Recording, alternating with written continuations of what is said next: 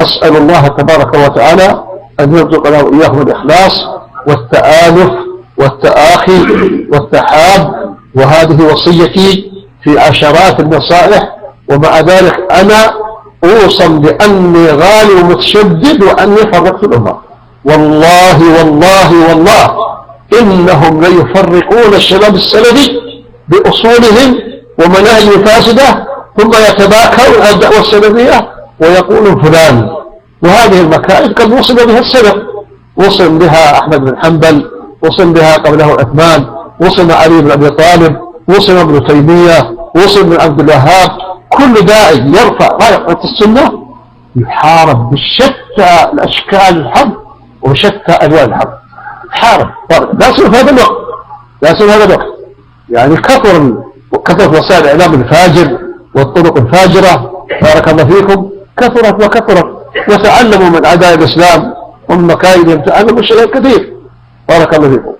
وكونوا أهل يقظة وأهل نباهة، وكونوا كما نسب إلى عمر: لست بالخب ولا الخب يخدعني. أنا لست بخب، الخب هو الرديء اللئيم، يقول لست بخب، ولا الخب يعني اللئيم الرديء الماكر يخدعني، ما يخدعني.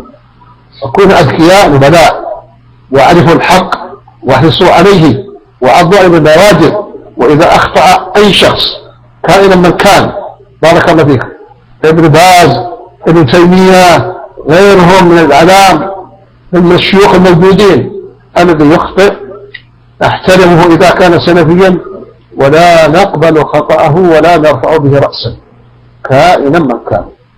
ومن أصاب نصرناه وظاهرناه على الحق.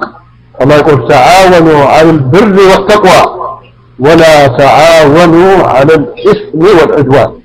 فهؤلاء الذين يكيدون لكم يسخرون كثيرا من الشباب للتعاون على الإثم والعدوان. فاتقوا الله أيها الشباب وتآخوا فيما بينكم، واعرفوا الحق من منابع الأصيلة، وتعاونوا على البر والتقوى، وانصروا هذه الدعوة وانشروها، فإن الأمة بأمس الحاجة إليها، بل الكفار واليهود والنصارى في أمس الحاجة إليها. ولأن يهدي الله بك رجلا واحدا خير لك من النعم. أسأل الله تبارك وتعالى أن يجعل إياكم من الدعاة المخلصين ومن الأمناء الناصحين الصادقين، إن ربنا سمع الدعاء. وصلى الله على نبينا محمد وعلى آله وصحبه وسلم. والسلام عليكم ورحمة الله وبركاته.